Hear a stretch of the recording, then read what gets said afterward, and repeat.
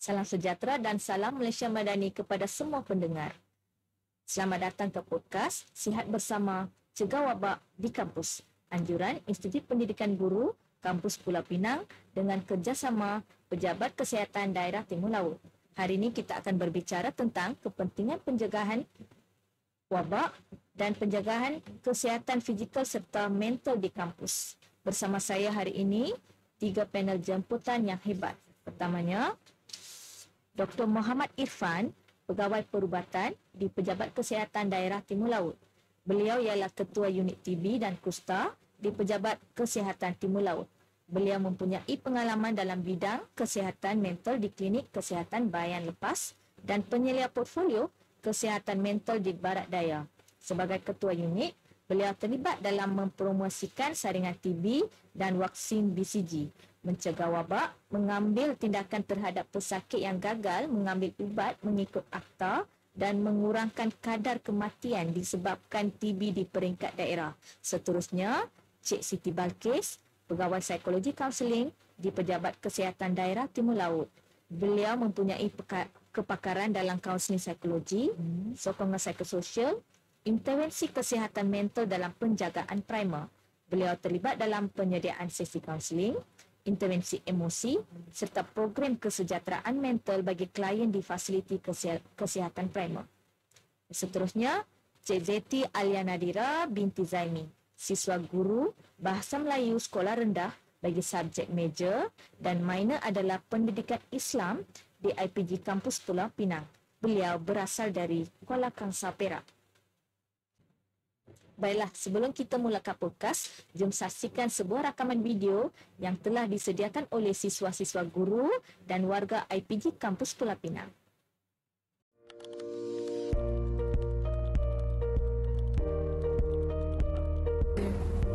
TB ni sebenarnya satu penyakit yang serius.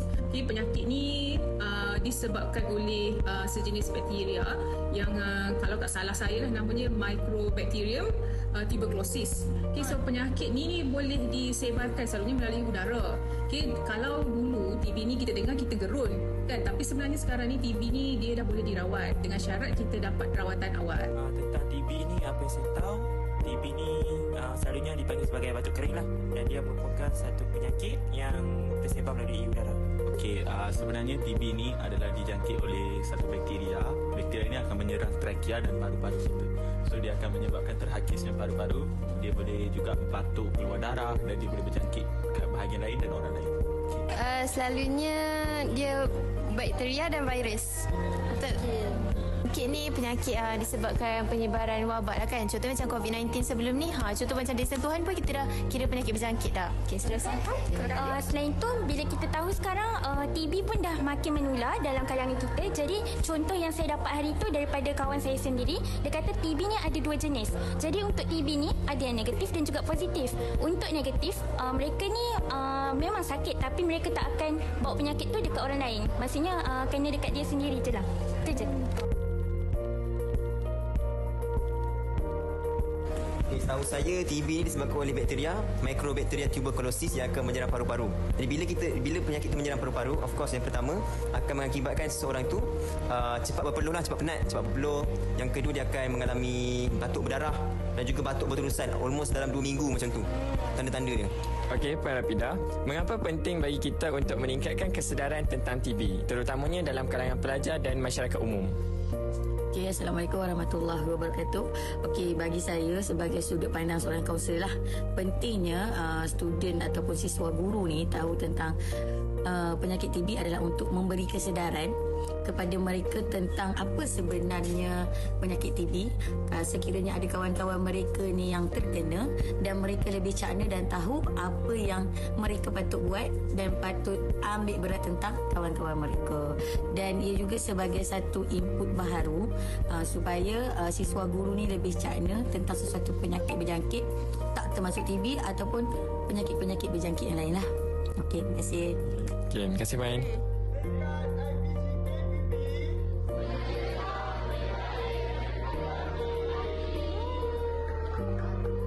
Baik doktor, berbalik kepada tajuk kita pada hari ini, doktor boleh jelaskan apakah yang dimaksudkan dengan penyakit berjangkit dan contoh penyakit yang sering berlaku dalam kalangan pelajar di kampus. Okay, terima kasih buat Cik Moderator berkenaan dengan soalan tadi. So, before kita explain berkenaan jenis-jenis dan juga cara penyakit berjangkit ni, kita kena faham apa itu maksud penyakit berjangkit. Penyakit berjangkit adalah penyakit yang mana kita boleh menyebabkan penularan jangkitan kuman daripada seseorang kepada seseorang yang lagi satu lah, dalam jangka masa yang cepat dan pantas. So dalam situasi berkenaan dalam komuniti kita di mana seorang yang sakit boleh menular penyakit berjangkit itu dengan pantas dalam satu kumpulan yang banyak. So itu bermaksud penyakit berjangkit. So penyakit berjangkit ada dua jenis, okay, yang mana dia boleh berjangkit kepada orang. Salah satunya adalah kita panggil penyakit yang berjangkit secara langsung dan juga penyakit berjangkit secara tidak langsung, direct dengan indirect. So bagi untuk mengetahui berkenaan dengan direct, iaitu penyakit berjangkit secara langsung adalah ada dua jenis juga, iaitu melalui kontak, iaitu kontak, dan juga melalui titisan udara, droplet spread. So nak tahu berkenaan apa itu penyakit berjangkit dari segi cara kontak adalah melalui ciuman, sentuhan dan juga hubungan intim. Paling common penyakit berjangkit melalui sentuhan adalah kusta, hand foot disease dan juga HIV. Selain itu, penyakit berjangkit secara langsung yang iaitu melalui droplet spread, iaitu melalui titisan udara adalah tuberculosis, COVID-19 dan sebagainya. So, berkenaan dengan penyakit berjangkit secara tidak langsung, indirect spread adalah ada dua jenis juga, iaitu melalui udara dan juga melalui penyebaran vektor. Okay. Di sini apa perbezaan titisan udara dan juga udara? Kalau nak explain berkenaan titisan udara adalah bererti sesuatu kuman, jangkitan kuman yang akan terapung di dalam udara. Okey. So bila ada titisan udara bermaksud dia adalah berat dan maka dia akan mendap pada sesuatu masa kemudian. Bagaimana pula dengan penyebaran melalui udara, iaitu penyakit berjangkit melalui udara adalah di mana kuman-kuman tersebut akan terapung di atas ataupun di dalam ruangan udara sampai bila-bila. Okey, so disebabkan dia punya organisma adalah sangat kecil, less than 5 micron. So ini menyebabkan dia akan terapung-apung dan menyebabkan penularan penyakit seperti measles, demam campak, di mana ada situasi doktor yang duduk, yang merawat adalah jauh daripada pesakit tersebut, tetapi doktor itu pun boleh mendapatkan demam campak. Ini adalah sejarah di mana kita dapat tahu penyebaran penyakit berjangkit melalui udara. Sebab dia udara itu dia boleh bergerak, bermaksud daripada satu tempat ke satu tempat melalui tiupan angin. Kemudian kita ada juga penyakit yang berjangkit melalui vektor. Vektor ni bermaksud satu agent di mana dia akan simpan virus ataupun kuman tersebut. Lepas tu dia akan pergi in contact dengan manusia untuk menyebabkan penyebaran penyakit. Iaitu yang sangat common adalah denggi, malaria dan baru-baru ini juga ada wabak yang dikenal sebagai JE, Japanese Encephalitis, di dalam kawasan Timur Laut juga. So itu serba sedikit berkenaan dengan cara-cara jenis-jenis penyebaran penyakit berjangkit dalam kalangan komuniti kita. Baik, daripada apa yang doktor tadi jelaskan, kita boleh faham bahawa wabak ni boleh dijangkit secara langsung atau tidak langsung. Jadi saya nak tanya dekat Cik Balkis, kalau apabila pelajar kita dia berlaku wabak, ramai pelajar dia jadi stres ataupun takut bila dengar perkataan tu. Jadi bagaimana cara terbaik untuk kawal emosi mereka? Okey, terima kasih kepada moderator kita hari ini yang lebih bertanyakan berkaitan dengan cara mengawal emosi dengan baiklah. Macam mana benda ni bila kita orang kata satu kampus ni dah diwawarkan berkaitan dengan TB ini, macam mana kita nak kawal dari segi nak belajar lagi, nak handle assignment lagi, semua benda. So benda ni penting sebenarnya. Jadi, bila kita kata berkaitan dengan emosi, kita rasa stres. Time tu kita akan rasa macam berdebar-debar, otak rasa macam oh benda ni bahaya ke, nak takut kita terkena ke penyakit ni. Jadi benda ni saya boleh katakanlah dengan satu term iaitu fight ataupun kita flight. Okey, fight ataupun fight ni bermaksud macam sama ada seseorang itu kita nak fight pemikiran kita sendiri ataupun flight kita nak meninggalkan biar dia benar berada dalam fikiran kita. Jadi benda ni penting sebenarnya. Kalau kita fight maksudnya kita orang kata melepaskan emosi kita tu, kita lawan emosi kita. Tapi kalau kita melarikan diri, kita biarkan negatif-negatif dalam pemikiran kita, jadi itu yang kita bawa-bawa kepada stres, anxiety, depression, rasa dipalau. Inilah berkaitan emosi yang kita kena kawal ni. Jadi apa yang berkaitan saya sendiri dari sudut kaunseling dan psikologi, saya tekankan dekat sini iaitu satu teori yang kita panggil CBT ataupun Cognitive Behaviour Theory lah. So Cognitive Behaviour Theory ni macam mana pemikiran berkata dahulu baru tingkah laku menjalankan apa yang dilaksanakan oleh pemikiran kita sebenarnya. Jadi ini bila pemikiran kata oh ni bahaya ni, jadi tingkah laku akan rasa oh ni tak boleh buat, rasa macam ni, rasa negatif. Jadi kita kena kawal kat sini dulu, dekat pemikiran kita dulu. Jadi 4 benda yang saya boleh tekan kat sini secara general dan mudah dipahami oleh pelajar-pelajar dekat sini dan juga pensyarah-pensyarah IPT dekat sini. Antaranya yang pertama sekali iaitu cognitive reframing. Cognitive reframing ni lebih kepada macam mana kita bercakap balik dengan pemikiran kita. Tak apa, aku kena cari maklumat yang betul ni. Bila datang benda-benda negatif, cari maklumat yang betul. Kat mana kita nak cari. Benda ni penting untuk kita riliskan balik, betulkan balik apa yang ada dalam fikiran kita tadi. Sebab tak semua orang tahu TB tu apa. Tak semua orang tahu macam mana dia berjangkit, macam mana dia ada dalam badan kita. Jadi betulkan balik itu. Yang kedua adalah grounding technique. Grounding technique ni lebih kepada kita nak mengajar atau memberi awareness kepada pelajar-pelajar dan juga warga-warga kampus ini. Yang pertama ni cara nak breathing.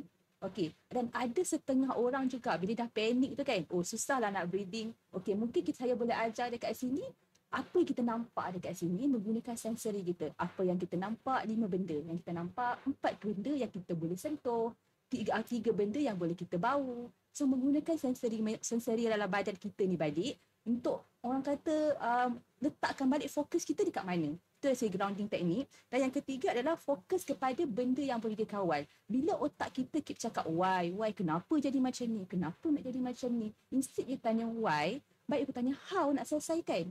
Jadi how ni kita mencarilah apa yang boleh kita kawal. Sebab benda yang tak dikawal, kita tak boleh selesaikan pun masalah tu. Jadi cari dan bertanya kepada individu-individu yang sepatutnya. Kalau susah-susah sangat dekat kampus ni, aku tak tahu dah nak cari kat mana. Pergi je pusat kaunseling tanya. Pusat kaunseling ni dia akan menyalurkan kepada benda-benda yang bertepat lah.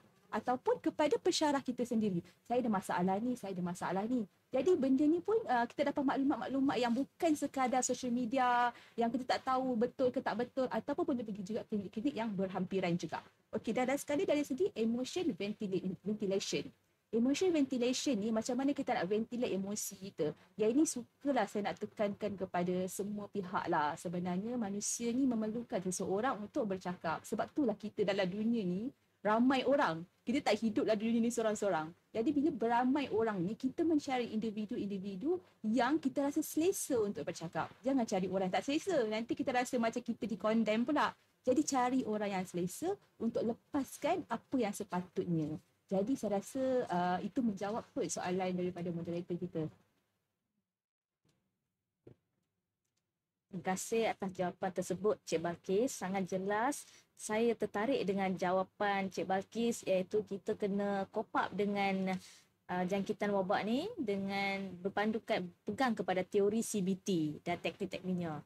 Di sini saya nak tertanya-tanya dengan Cik Zeti berkaitan dengan bagaimana Cik mengatasi ataupun menghadapi bila mula mengetahui bahawa Cik ni mendapat jangkitan TB yang dialami sekarang.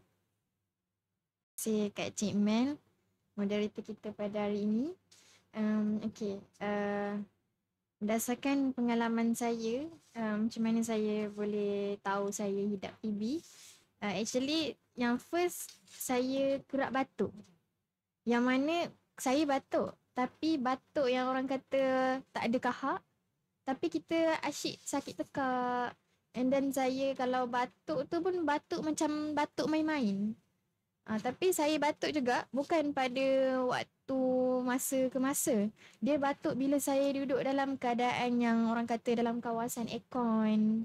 Kalau saya kuliah ke, saya berada di dewan-dewan utama yang ada aircon, saya kerap macam rasa nak batuk. Kemudian bila benda tu terjadi, saya rasa macam benda ni tak normal tau. Jadi saya sendiri ada sifat yang kata, baik saya pergi klinik. Saya nak buat check up kan. Saya macam pelik. Sebab benda tu jadi saya pun rasa tak selesa lah dekat badan kita bila kita dalam kuliah ke dalam kelas. Kita nak belajar, saya kerap orang kata sikit-sikit nak batuk. Sikit-sikit rasa macam tekak ni macam tak best lah orang kata kan. Macam mengganggu juga untuk saya fokus dalam kelas.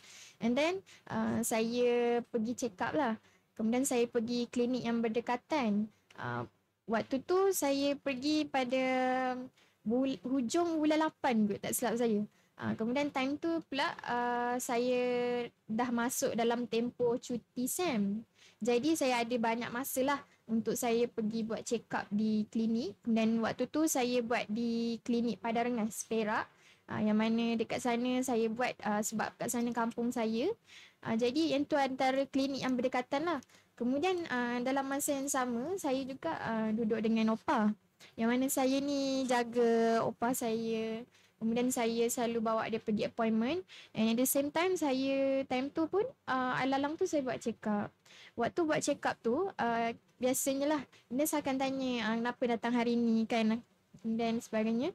Kemudian saya cakap saya kerap batuk, tapi batuk tu tak ada kahak apa-apa. Jadi diorang still detect macam saya ni demam ke macam tu. Jadi sekarang kan dia dah ada 2 asing. Maksudnya dah berasingan. Kalau nak check doktor, kita kena ambil counter number dan sebagainya. Kalau kita ada macam simptom demam-demam, diorang akan letak ke tempat yang asing lah. Maksudnya kita pergi yang jumpa doktor yang orang kata handle bahagian demam lah.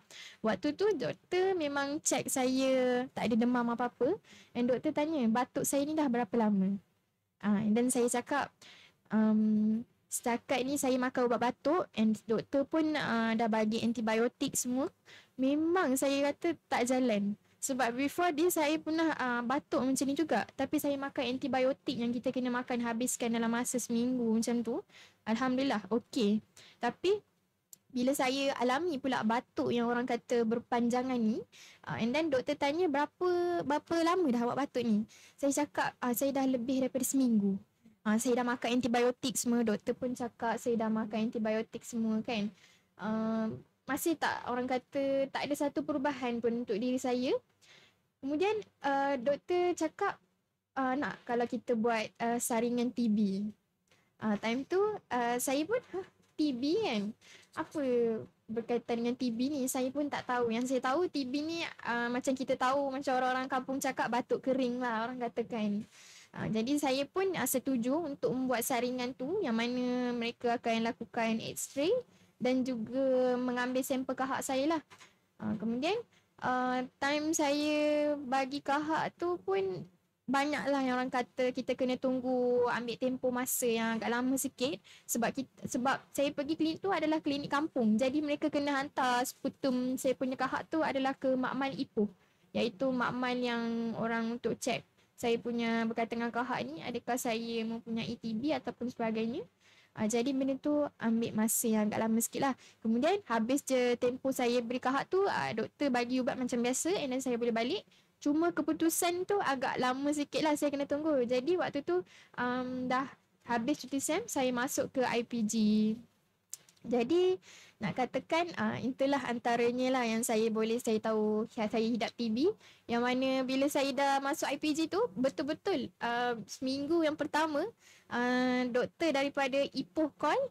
Dia cakap, hello, awak patient nama ZT scan-scan, IC scan-scan, saya nak minta boleh tak balik sekarang juga.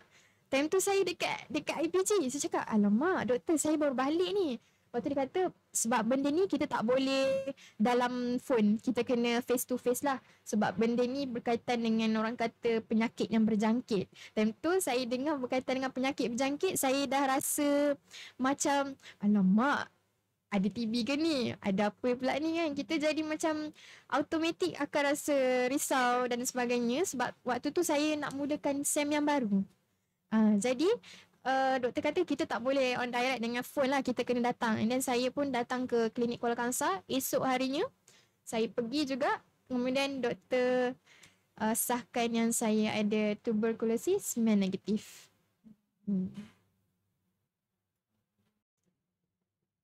Dengar tadi detik-detik cemas apabila Cik Zeti tu disahkan menghidapi penyakit TB. Memang saya boleh rasalah apa yang mungkin Cik Zeti semasa tu laluinya.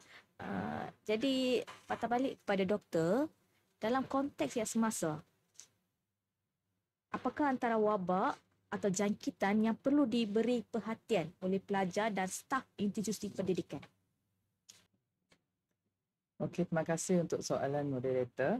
Antara berkenaan dengan wabak yang paling dan patut kita fokus adalah wabak TB, influenza dan juga denggi.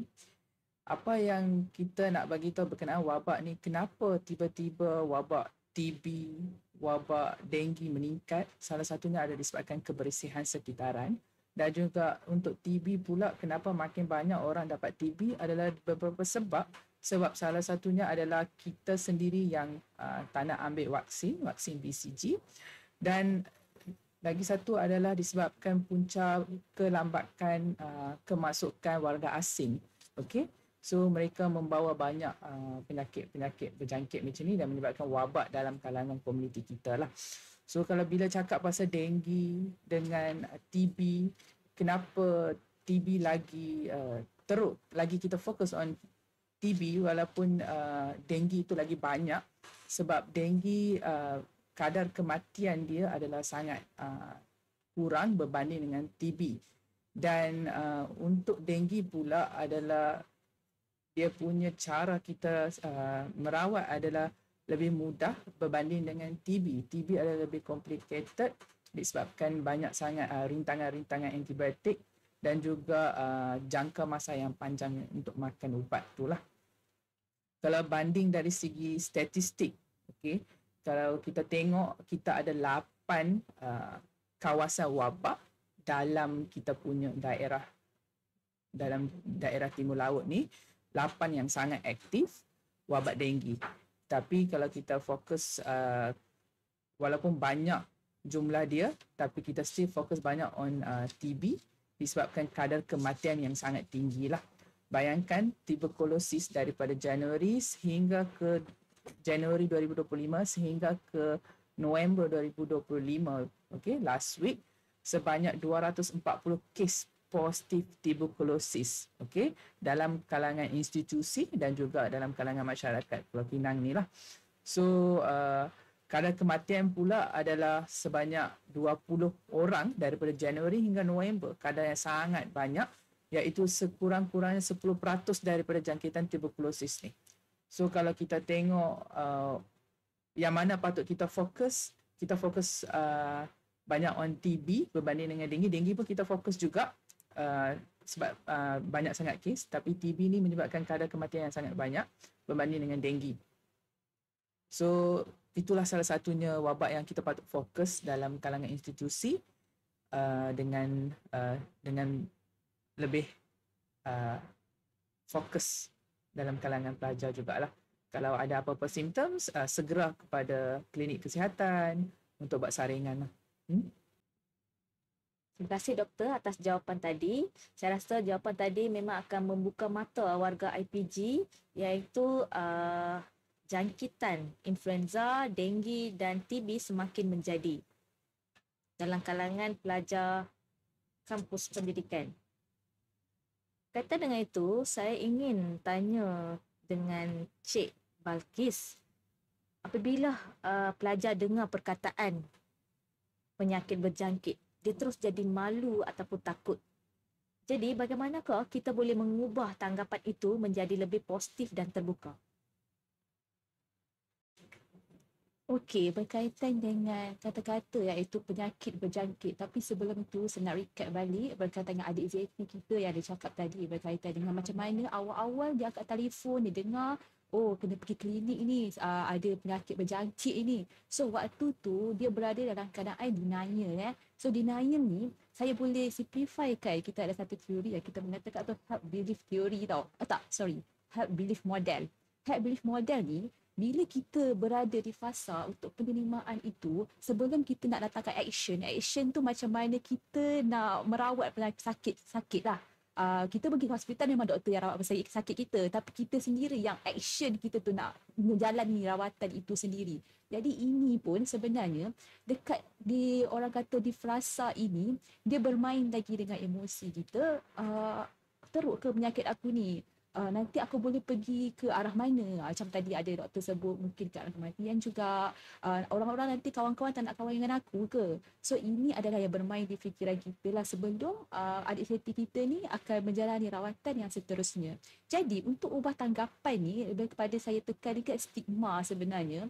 Stigma ni macam awal-awal saya katalah, kita tak tahu daripada orang kata asalnya ataupun pengetahuan yang aslinya macam mana jangkitan itu berlaku, macam mana ia dirawat. So benda ni yang berlaku, kita kena bagi awareness dekat semua orang. Sebenarnya ini pun masih lagi kita boleh merawat seperti biasa. Jadi antara nak ubah tanggapan orang ni adalah psycho-educate. Psycho-educate ni memberikanlah pendedahan ataupun membuat program. Macam hari ini saya mengucapkan terima kasih kepada IPG pada hari ini, membuat satu awareness dekat kampus, bagi tahu kat orang macam mana sebenarnya ini penyebaran, macam mana TB tu apa sebenarnya. Jadi ini membantu juga golongan-golongan yang menghadapi dan menjalani rawatan TB ini, dia merasakan kita dia ke depan, bukan ke belakang. Okay, saya co-educate lah yang pertama. Yang kedua adalah tangani self stigma. Macam mana nak tangani self stigma ni? Kita berkata yang sakit ini bukan salah sesiapa.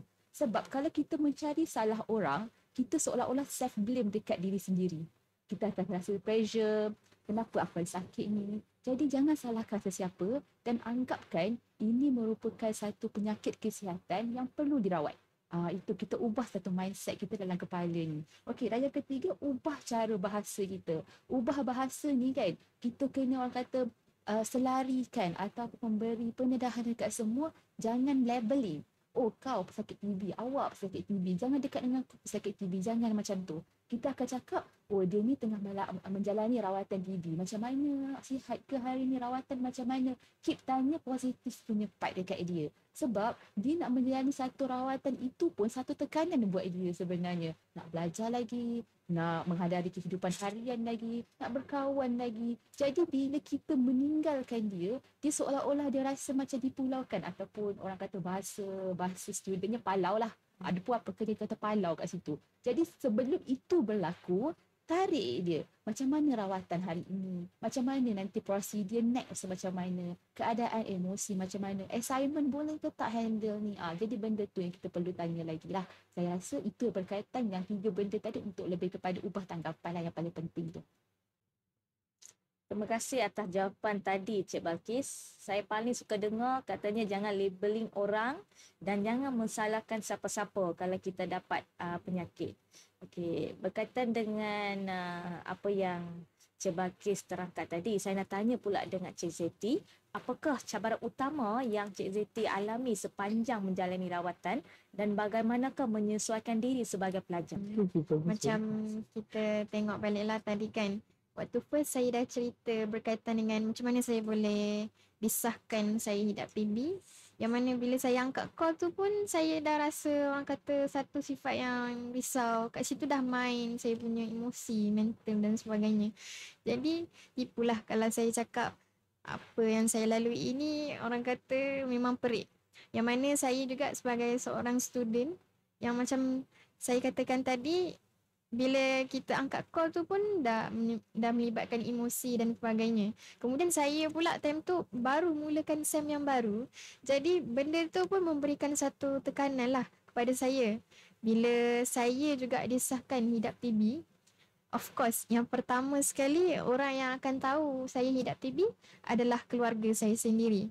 Keluarga saya sendiri dan juga orang sekeliling saya yang rapat, contohnya keluarga, kemudian kawan-kawan, pensyarah-pensyarah saya yang wajib tahu sebab benda ni berkaitan orang kata waktu SEM. waktu awal SEM kan. Jadi cabaran utama saya tu nak dikatakan adalah betul lah yang dikatakan Cik Balkis, yang orang kata stigma masyarakat. Macam mana saya nak kena hadap dengan stigma masyarakat? Bila first saya bagi tahu yang orang terdekat saya, terutamanya keluarga saya sendiri juga ada satu pemikiran yang menganggap penyakit yang saya ada pada ketika ini adalah satu penyakit yang sangat berbahaya. Kemudian pada waktu tu juga ujian lah buat saya. Saya duduk dengan opah saya. Opah saya pun takut sangat dengan saya.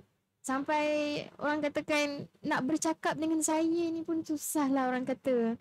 Kemudian bila kita tengok dalam kalangan masyarakat juga, dalam kalangan orang sekeliling saya pun, mereka akan anggap, macam mana dia boleh kena TB? Mana dia dapat TB? TB bukan penyakit berjangkit ke? Jangan dekat dengan dia, jangan pergi rumah dia.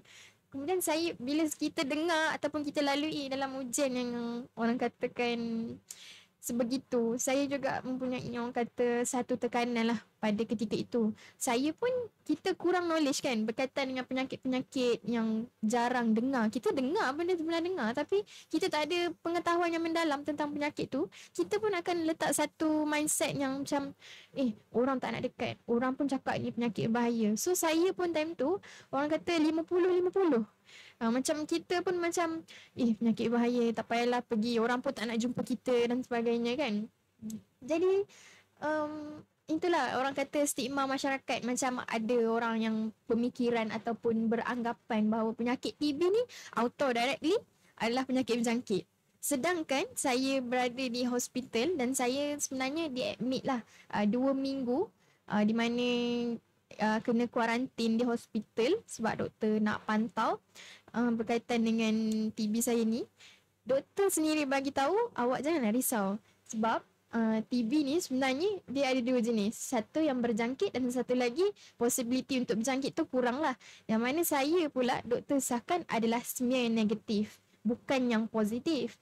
Jadi time tu nak dikatakan kita ada satu reflection yang orang kata boleh terima balik lah, boleh adapt balik. Kemudian saya pun belajar untuk positifkan diri balik. Sebenarnya biarlah orang kata tanggapan daripada masyarakat ni sebenarnya tak betul. Sebab kita sendiri tahu, kita sendiri hadap ujian tu, kita sendiri yang tahu macam mana kita boleh handle benda tu kan. Orang lain dia punya pemikiran macam tu, kita tak boleh nak ubah pemikiran orang sekeliling kita lah. Macam saya tengok yang saya sedih sendiri tentang ujian saya, keluarga saya sendiri pun takut nak dekat dengan saya. Kemudian adalah juga orang kata orang sekeliling saya daripada kalangan-kalangan pensyarah dan sebagainya. Macam saya faham benda ni berkaitan dengan penyakit berjangkit, siapa je yang tak takut kan. Kalau saya sendiri pun saya akan rasa takut. Sebab itu yang saya katakan, macam anggapan ataupun pemikiran kita dengar daripada buah-buah mulut orang dan sebagainya. Sedangkan kita sendiri yang tak ada sifat satu kesedaran untuk melakukan orang kata carian maklumat tu dulu sendiri. Kemudian antara cabaran yang saya hadapi juga sebenarnya betul lah Cik Mai kata, cabaran dari segi emosi dan mental, yang mana waktu ketika saya hidap penyakit TB ni, bila kita dah dengar daripada mulut-mulut orang, stigma masyarakat dan sebagainya, dia automatik lah akan ganggu emosi dan tekanan saya. Pada ketika itu saya memang orang kata rasa memang tertekan sebab waktu tu dah mula nak start assignment. Tapi tak ada lagi lah, tapi kita pun takut lah tiba-tiba jadi macam banyak assignment dan sebagainya.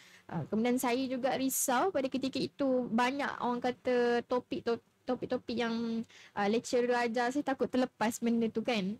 Kemudian bila kita dalam fasa yang saya rasa lah pada ketika itu, dalam fasa yang saya rasa saya dalam risiko yang penyakit berjangkit ni, automatik emosi saya memang tak stabil. Nak pula time tu saya dikuarantinkan di hospital dan juga ada satu bilik khas. Maksudnya saya tak duduk di ward biasa. Mereka akan asingkan saya di satu bilik yang khas untuk penyakit berjangkit. Time tu lagilah saya rasa macam, ya Allah, apa yang berat sangat ujian ni. Sampai kita nak jumpa orang pun tak boleh apa semua. Tapi pada ketika itu, saya bersyukur sebab saya hanya duduk di bilik yang khas tu hanya 5 hari. Kemudian bila saya keluar, saya duduk di ward yang biasa, saya jumpa dengan pesakit-pesakit yang di ward biasa. Saya ada juga jumpa yang menghidap TB juga. Tapi akak tu, dia kata dia duduk dalam bilik tu saya 5 hari. Tetapi dia selama 5 bulan. Apa yang saya belajar dalam kehidupan saya, cabaran yang saya hidap penyakit TB ni sebenarnya kita kena bersyukur. Mungkin penyakit yang saya kena ni orang lain tak kena, tapi saya dah tahu macam mana untuk bertindak dan sebagainya. Jadi banyaklah orang kata cabaran yang katakan dalam stigma masyarakat. Kemudian saya dalam masa yang sama saya nak kawal emosi saya tu memang orang kata agak berat sikit lah. Kemudian waktu tu juga mak saya pergi outstation. Saya sokongan sosial saya ni kurang lah juga pada ketika itu. Yang ada hanya orang kata kawan-kawan, doktor-doktor, nurse-nurse dekat situ sajalah kan. Sebab bilik yang saya kuarantin tu pun kita bukan boleh melawat macam orang biasa. Dia memerlukan masa lah juga kan. Jadi pada ketika itu mak saya pula tak ada di Malaysia. Kemudian saya pula terpaksa kuarantin seorang diri di bilik tu. Kemudian benda tu lagi macam-macam orang kata emosi. Dengan kemudian kita risau akan pelajaran saya dan sebagainya. Tapi alhamdulillah saya ditemukan dengan orang-orang sekeliling yang baik. Antaranya dari segi kawan, doktor-doktor yang dekat sana tu, nurse-nurse tu yang saya rasa main point yang saya boleh bersemangat pada ketika itulah. Yang mana doktor-doktor pun cakap, awak jangan rasa stres, awak jangan rasa tekanan. Sebab apa? Penyakit TB ni dia ada ubat. Kalau kita kena penyakit-penyakit yang orang kata HIV, penyakit-penyakit kanser ataupun sebagainya, belum tentu lagi ubat yang kita makan tu boleh baik sepenuhnya. Tadi saya pun orang kata kita setkan boundaries kita supaya orang kata janganlah anggap benda ni penyakit yang terlampau orang kata teruk sangat. Tak. It's normal lah untuk kita terima and adapt benda tu. Kemudian cabaran saya juga waktu sepanjang saya menghidap TB ni, antaranya adalah dari segi kesan sampingan ubat lah. Yang mana ubat TB yang saya makan ni adalah actually macam antibiotik kan doktor. Di mana tapi ubat antibiotik mostly kita akan makan dalam seminggu je. Tapi sekarang saya kena makan antibiotik tu selama 6 bulan. Waktu awal-awal terima kenyataan yang saya kena makan ubat selama 6 bulan tu, saya masih tidak boleh terima benda tu. Sebab kenapa saya nak kena makan? Time tu pun kita dah overthink. Macam mana kalau benda ni melibatkan buah pinggang ataupun sebagainya kan. Tapi doktor kata, baik makan sekarang daripada benda ni jadi lebih teruk. Sebab TB ni dia di dalam badan. Nak pula saya ni adalah PTB, iaitu pulmonary tuberculosis yang melibatkan paru-paru. Jadi benda ni memang berbahaya. Kalau kita tak cegah daripada sekarang, benda tu boleh merebak ke seluruh paru-paru, kemudian akan bergerak dalam satu badan dan sebagainya kan. Jadi saya pun setujulah untuk makan ubat tu kan kita ambil dalam masa 6 bulan. Sebab memang itu antara orang kata prosedur diorang kan. Kemudian ubat TB ni juga cabaran yang saya hadap lah waktu saya makan ubat TB ni. Dia orang kata kena pergi direct ke klinik ataupun hospital yang berdekatan. Sebab ubat TB ni kita tak boleh makan depan kita je. Kita tak boleh makan sendiri waktu awal-awal yang pertama. Sebab dia ada akta, iaitu Akta Pencegahan Penyakit Berjangkit lah. Yang mana kita panggil ubat tu macam directly observation treatment, DOTS. Yang mana ubat TB ni juga dia dikawalan lah. Orang kata dikawalan daripada klinik-klinik ataupun hospital untuk tengok kita makan tu. Untuk pastikan kita makan ubat ataupun kita tak miss ubat tu kan. Sebab penyakit TB ni tu yang saya katakan, dia penyakit yang berbahaya dan dia boleh menyebabkan maut. Jadi alhamdulillah after saya dah makan ubat tu di klinik selama tempoh 2 bulan macam tu, sekarang alhamdulillah saya dah diberi kebenaran oleh doktor untuk makan sendiri. Dekat rumah lah, dekat hostel sendiri. Yang mana ubat tu pun diorang dah kurangkan dos pengambilan tu. Ubat dia still sama, tapi dari segi orang kata ubat tu tak strong yang waktu first saya makan lah. Ubat TB tu actually dia kombinasi yang patutnya ubat TB tu banyak kan doktor. Tapi sekarang ni alhamdulillah macam kita tengok dalam bidang perubatan ni diorang dah upgrade lah diorang punya ubat TB ni untuk menjadikan dalam satu ubat tu jadi kombinasi 4 dalam 1 macam tu. Kemudian saya juga ada buku TB ni. Ada buku TB. Ada TB ni yang saya tahulah bila saya kena penyakit-penyakit ni saya boleh tahu berkaitan dengan banyak penyakit. Macam TB ni pun ada banyak. Ada TB latin, ada TB macam-macam. Kalau saya TB negatif, ada yang orang buku dia warna biru, warna kuning. Itu banyak penyakit ni kan. Kalau nak cakap pun memang tak akan habis. Tapi alhamdulillah sebab saya bersyukur TB yang saya kena ni adalah TB negatif. Ada yang orang TB positif sampai sekarang dia kena orang kata efek makan ubat tu kuat lah juga kan. Waktu first saya makan ubat TB tu pun actually memang akan rasa tak larat, sakit perut, dan saya kerap orang kata muntah. Kemudian sebab memang awal-awal tu doktor dah bagi tahulah kan side effect ubat TB ni memang awal-awal tu memang kuat. So itu pun antara satu cabaran lah saya nak kena hadap sebab saya nak kena makan pula ubat yang saya tak biasa makan, tiba-tiba saya kena makan pada waktu ni. Tapi alhamdulillah saya kuatkan semangat lah. Orang kata kalau kita diri sendiri ni tak kuat, siapa lagi nak kuatkan diri kan.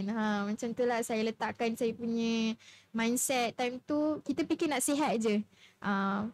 Kemudian nak katakan juga cabaran yang saya hadap ni bukan senang. Nak pula time student kan. Nak time student ni pula dengan orang kata assignment, dengan presentation dan sebagainya. Tiap-tiap hari saya kena pergi klinik. Saya kena cari masa. Time pukul berapa saya boleh free nak pergi klinik ni. Nak fikir juga satu masalah tu.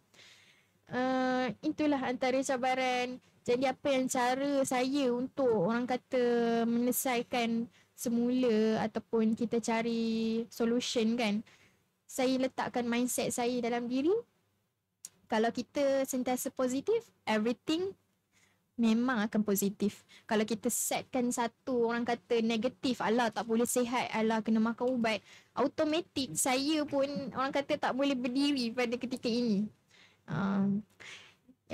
Kemudian yang saya nak cakap lah dekat sini, saya ambil kesempatan terima kasih banyak-banyak dekat terutamanya dekat keluarga saya juga, mama dan bapa saya, family saya. Kemudian terima kasih dekat kawan-kawan, terutamanya kawan-kawan kelas saya, mentor saya Dr. Hafia, dan juga terutama kepada rakan sebilik saya Kak Afina, yang mana orang sekeliling saya ni sangat baik, sangat santuni saya, yang banyak berikan moral support lah pada ketika itu. Itu saja. Terima kasih atas jawapan Cik Ziti yang sangat-sangat detail. Bagaimana pengalaman Cik Ziti berdepan dengan stigma masyarakat, kesasampingan ubatan, yang paling penting tidak pula meninggal pelajaran di kampus. Baiklah. Okey, baik. Seterusnya saya ingat patah balik kepada doktor nak tanya pasal apakah langkah-langkah pencegahan yang boleh diamalkan oleh pelajar untuk melindungi diri daripada penyakit berjangkit seperti influenza, TB dan COVID-19. Okey. Cara-cara untuk mencegah penyakit berjangkit. Yang pertama, kita mula dengan diri kita sendiri dululah. Okey. Yang penting menjaga kebersihan kita dulu. Okey. Most of the diseases transmitted dari disebabkan kebersihan kita. So, selain daripada TB, denggi juga disebabkan persekitaran. Okey. So, selain tu adalah pelitup muka. Okey. Time pandemik, okey, pandemik sangat mengajar kita cara-cara untuk menjaga kesihatan kita melalui sudden onset of diseases yang outbreak kita panggil dalam komuniti kita. Dan kita pun panik, tak tahu nak buat apa dengan caranya, dan kita banyak mengajar untuk memakai pelitup muka. So itu adalah salah satu first defense kita.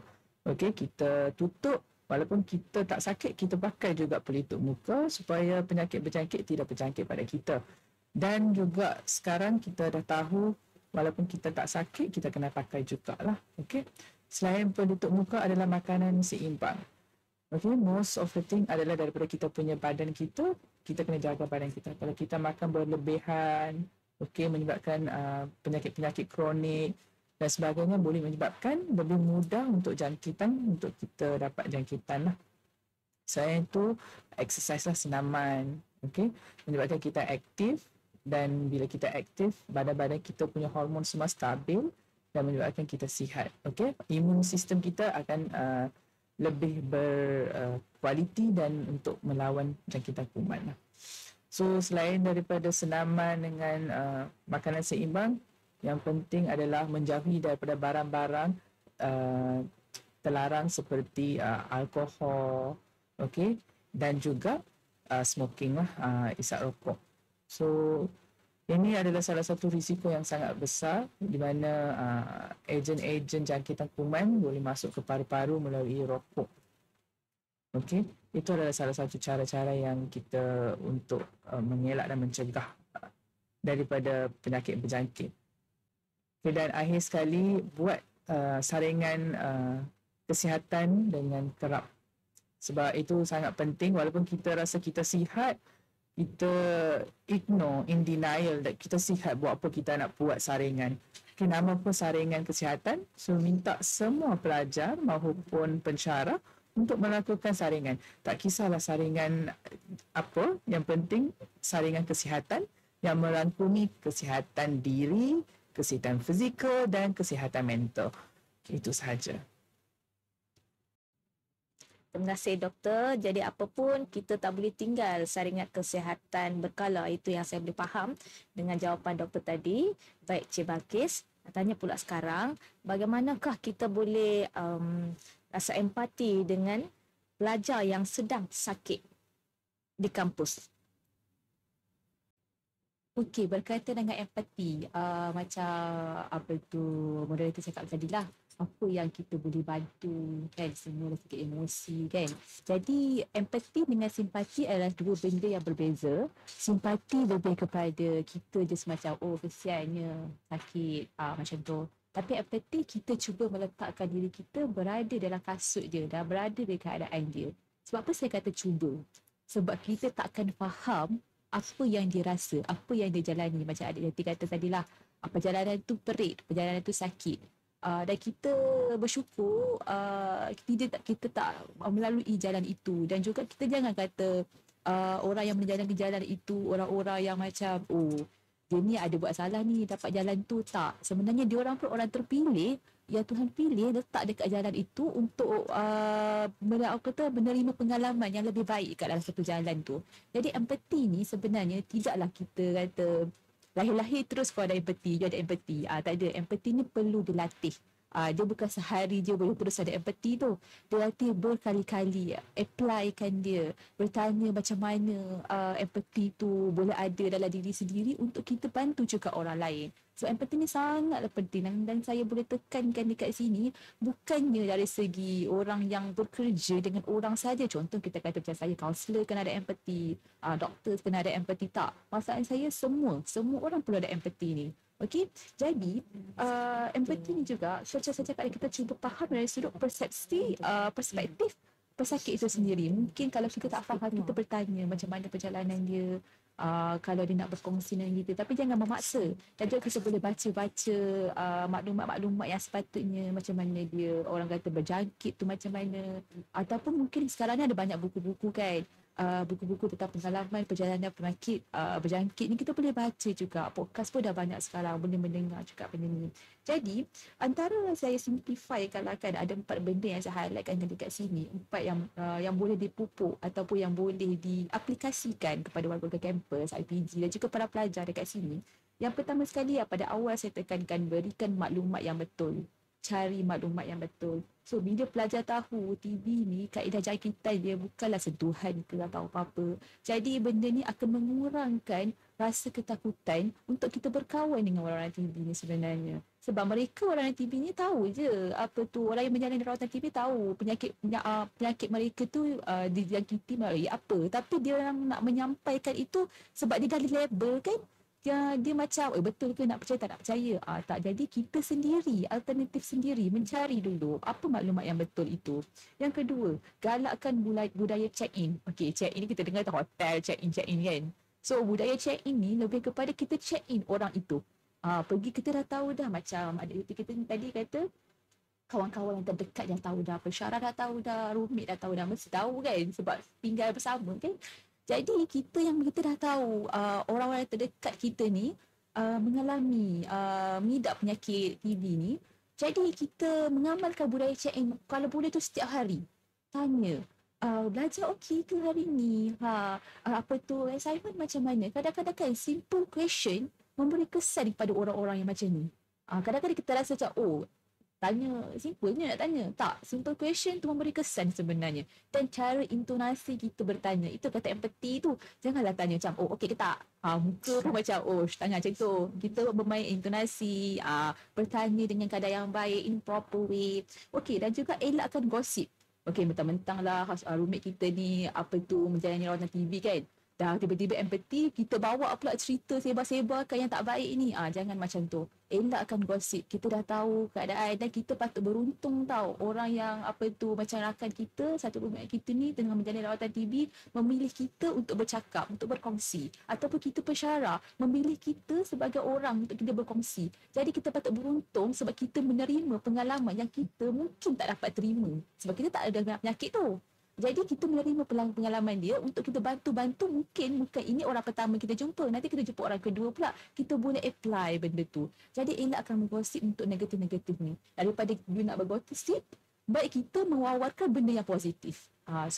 Dan seterusnya adalah dari segi yang saya suka tekankan, macam Adik Zeti kata tadi lah, pensyarah memainkan peranan yang betul, ataupun dari segi pemimpin lah saya cakap. Saya tak pasti warga kampus IPG macam mana, tapi mungkin ada ketua blok ataupun ketua kelas, mainkan peranan masing-masing sebagai seorang pemimpin. Kalau contohlah nampak ada warga kelas kita sorang-sorang, mesti kita dapat maklumat, kita ni kelas rap, kalau kita panggil kelas rap lah kalau student kan, kelas rap, kita dapat maklumat yang salah seorang kelas kita tengah menjalani rawatan.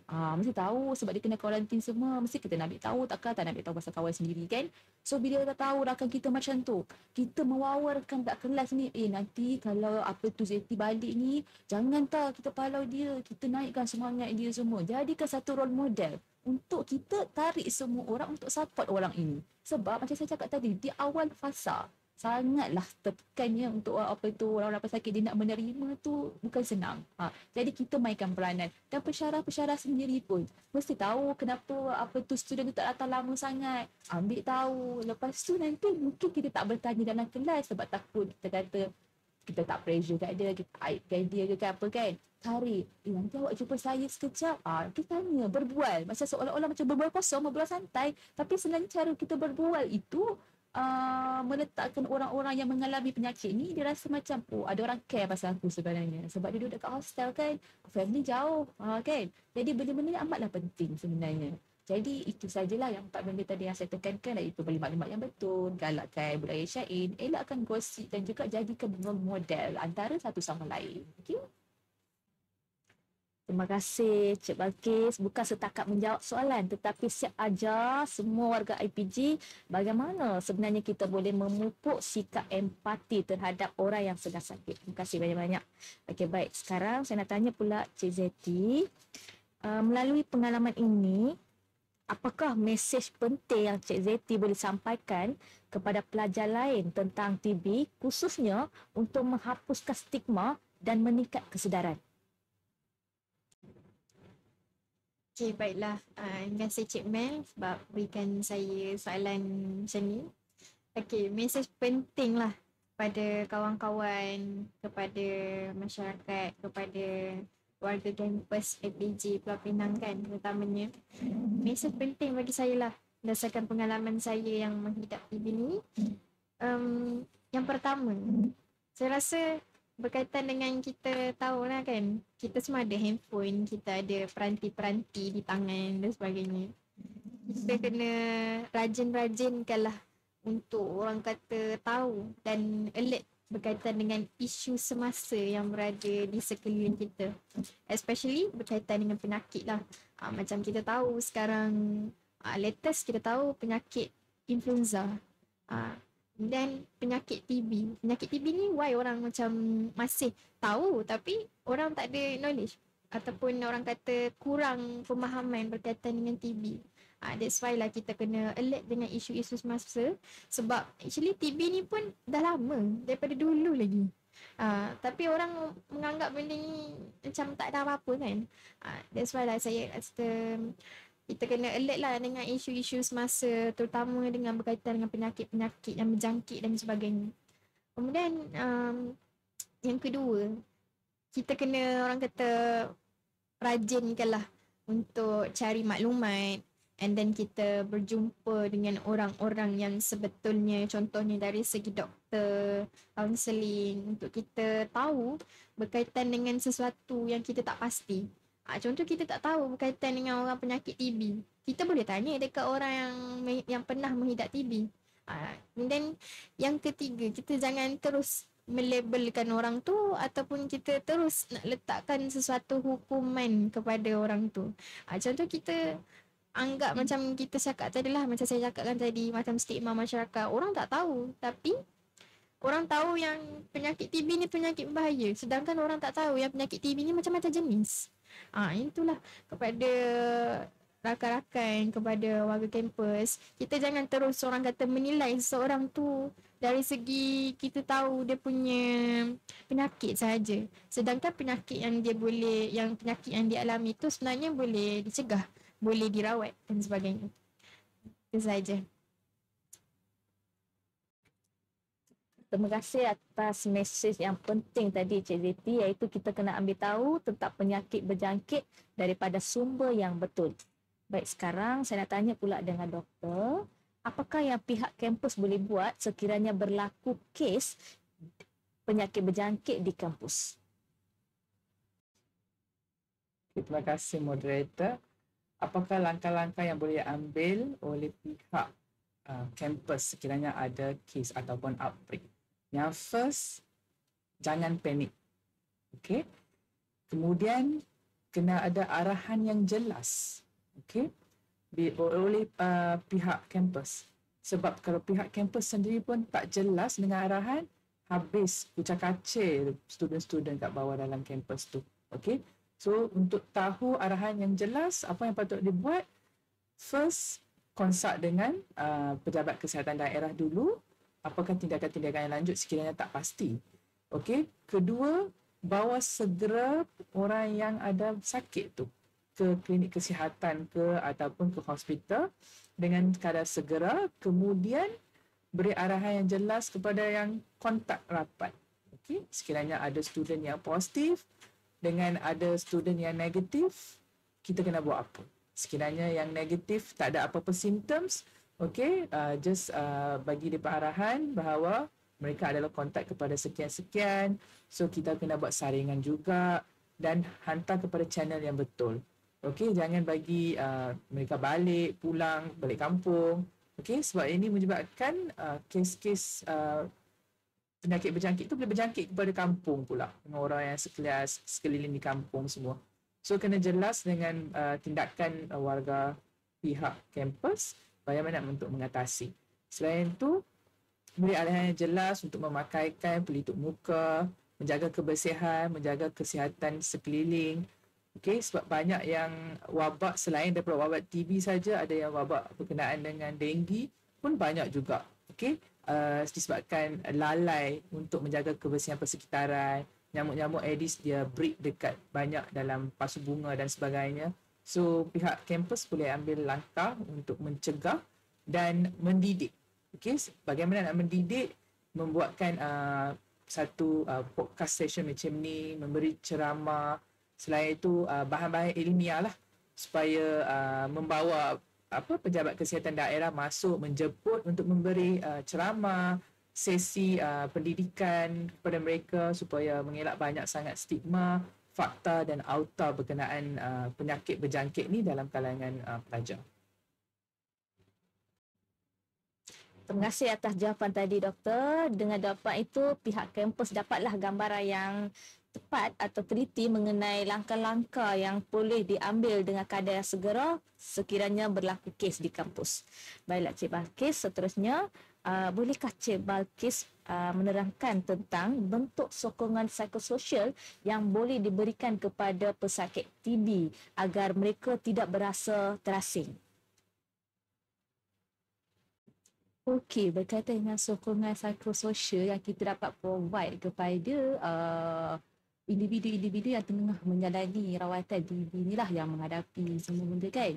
Okey, tapi saya nak refresh balik kepada apa yang doktor cakap tadi kan, macam lebih kepada bila dah berlaku apa kita nak buat. Okey, jadi kita stay dengan pemikiran kita itu, kita dah berlaku dah benda kat kampus. Jadi kita pula pendekatan dari segi kaunseling, apa yang kita nak bantu bila dah kata dah cemas saya, dah panik ni kat kampus ni. Jadi yang pertama sekali lah kan, saya nak highlightkan satu perkataan sebenarnya, biopsychosocial. So kalau tak jelas dekat podcast ni boleh google je, okay, biopsychosocial ataupun simple punya word kita panggil BPS. Okey, jadi daripada BPS model ni kan, yang pertama sekali adalah sokongan emosi. Macam kita tengok waktu COVID hari tu kan, banyak ni dah panik-panik dah ni. So emosi tu paling penting.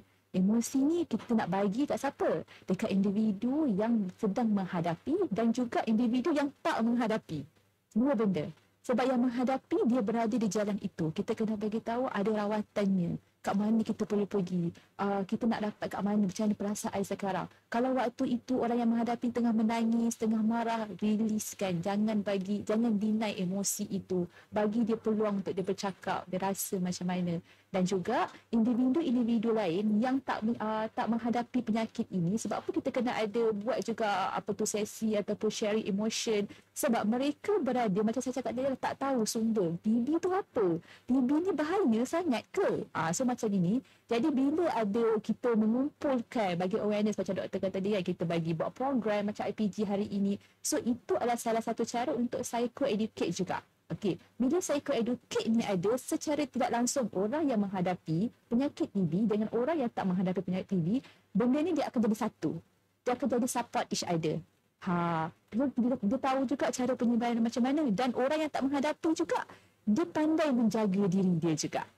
Secara tak langsung lah benda yang kita boleh kaitkan dengan empati tadi. Okey, itu yang pertama dari segi emosi. Dari segi sosial juga. Sosial juga, bila kita dah ada psycho-educate orang-orang lain kan, langkah-langkah sebaya juga boleh check in orang-orang lain. Macam, okey, kau okey macam mana kesihatan, okey ke tak. Tak semestinya kita nak fokuskan TB tadi. Tapi nampak macam kawan tu physically nampak tak okey, bagi tahu, kau okey ke? Jom kita pergi klinik. Salurkan kat mana kita nak ambil tahu kat sini. Mungkin kita rujuk ke pusat kaunseling, saya rasa macam kawan saya ni kan. Jadi kita support dia. Sebab kadang-kadang kita nampak orang-orang yang tak berapa sihat ni, dia tiba-tiba pula time tu kemungkinan lah saya menyangkakan kata time tu TB, kes-kes TB meningkat. Jadi bila orang tak sihat ni, dia dah rasa label dia ni, aku confirm TB, aku tak nak pergi klinik sebab nanti orang jauh dengan aku. Dia tak nak ada rasa tu. Jadi kita tarik kawan kita ni, cuba dapat rawatan yang betul. Tak apa, ada je orang sihat TB ni. Kita bagi benda-benda yang positif. Jangan lagi benda, kau confirm TB, confirm dah tak ada lepas ni. Jangan cakap macam tu. Bagi apa-apa orang yang survive dalam TB ni macam mana. Okey, itu dari segi sokongan sosial. Sokongan akademik juga yang saya lebih fokuskan kepada para pengajar dekat sini. Bila kita dah tahu salah seorang student kita tengah mengalami TB kan, so kita bagi support dekat dia dari segi, tak apa, selesaikan rawatan itu dulu, kita akan bagi slide. Tak tahu awak tanya saya macam mana. Faham tak cara kita bercakap dekat situ. Bukannya kau kena juga siapkan assignment ni. Tak kira, kalau tidak saya potong markah. Tak. So dia jadi macam tu lah. Sokongan akademik ni penting sebenarnya sebab kita a student, mindset kita CGPA nak tinggi.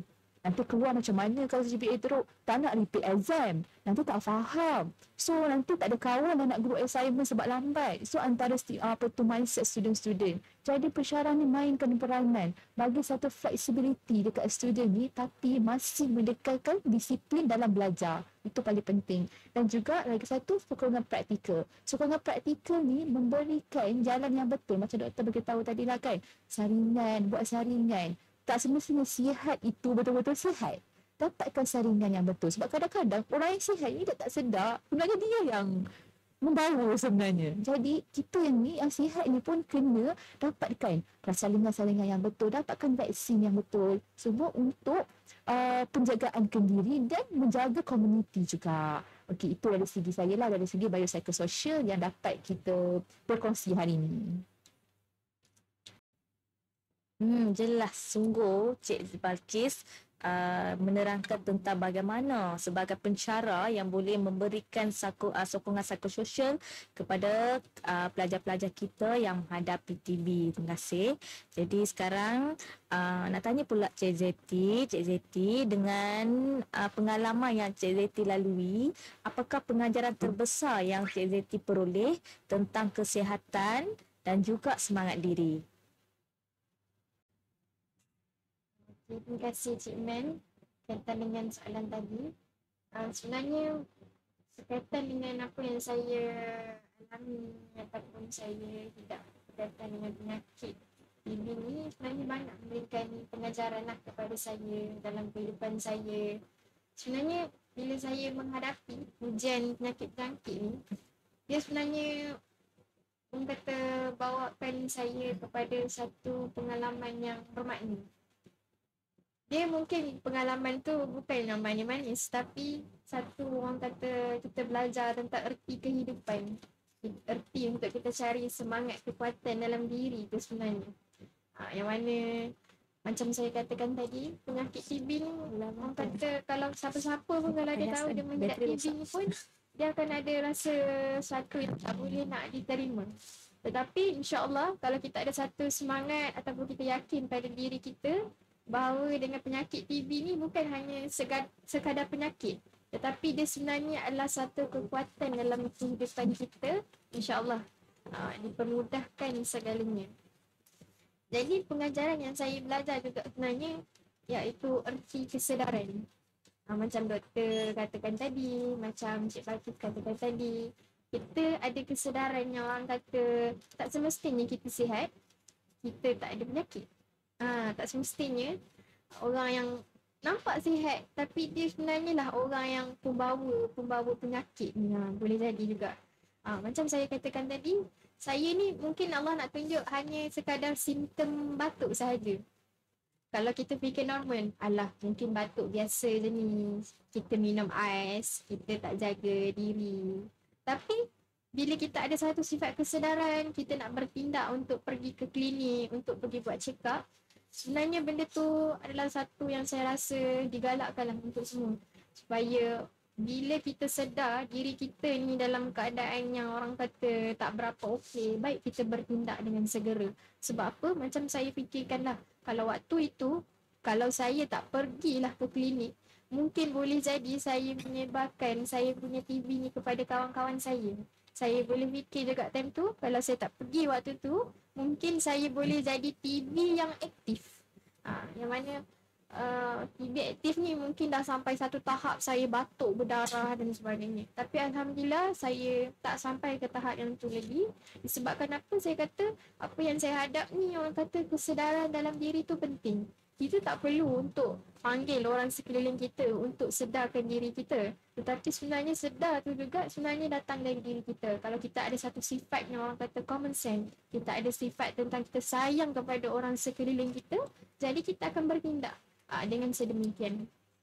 Yang kedua, berdasarkan pengalaman juga yang saya belajar sebenarnya, pengajaran yang saya belajar tentang saya mengidap penyakit-penyakit yang berbahaya ni sebenarnya, saya belajar tentang erti bersyukur. Yang mana erti bersyukur ni kita terima setiap apa yang Tuhan kita berikan. Disebabkan apa? Bila saya katakan saya bersyukur saya menghidap penyakit TB ni, saya rasa mungkin saya merasai penyakit tersebut tapi orang lain tak pernah. Tapi sekurang-kurangnya kita ada pengetahuan, kita ada pengalaman yang bahawa kita ada pernah mengidap penyakit TB. Mungkin kalau bukan kita yang mengidap TB, mungkin boleh jadi antara kalangan ahli keluarga kita. Kalau orang yang tak ada knowledge, kurang pemahaman berkaitan dengan penyakit TB ni, kalau terjadilah kepada keluarga kita, kita pun akan rasa panik, kita akan rasa tertekan dan sebagainya.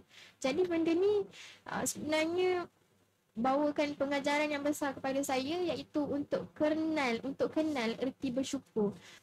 Dan yang ketiga, pengajaran yang saya belajar dekat yang mana berkaitan dengan penyakit berjangkit ni kan, kita kena tahu yang bahawa apa orang kata, kita jangan cepat rasa down ataupun kita jangan terima sesuatu perkara tu secara orang kata lebih mendalam, secara lebih daripada luar kawalan kita. Sebab kadang-kadang kita terima, kadang macam saya katakan tadi, saya pun tak boleh terima kenyataan, betul ke result saya negatif ni? Betul ke result saya ni TB? Kata doktor ni buat-buat kan. Kita tak boleh nak menjangkakan benda yang macam tu kan. Sebab saya cakap, kenapa saya TB? Saya tak batuk berdarah. Sebab apa? Orang fikir macam tu kan. Macam saya pun ada sendiri mindset saya macam tu. Jadi dari segi situlah saya belajar sedikit demi sedikit bahawa jangan terus cepat atau kita ambil satu yang kita dengar ke ataupun kita melalui dalam situasi yang macam tu terus absorb dalam badan diri kita ataupun mindset kita. Itu saja. Terima kasih atas jawapan tadi Cik Zeti. Saya setuju dengan jawapan Cik Zeti, iaitu kita semua perlu bersyukur dengan kehidupan yang sedia ada kerana kehidupan ini ditentukan oleh Tuhan. Baik, terima kasih kepada semua panel atas perkongsian yang sangat bermakna tadi. Kita belajar bahawa mencegah wabak bukan sekadar menjaga kesihatan fizikal, tetapi juga tentang menyokong satu sama lain secara emosi dan sosial. Semoga perkongsian ini memberi inspirasi kepada warga IPG dan terus mengamalkan gaya hidup sihat, prihatin terhadap rakan sekeliling dan bersama-sama membina kampus yang selamat serta bebas wabak. Terima kasih.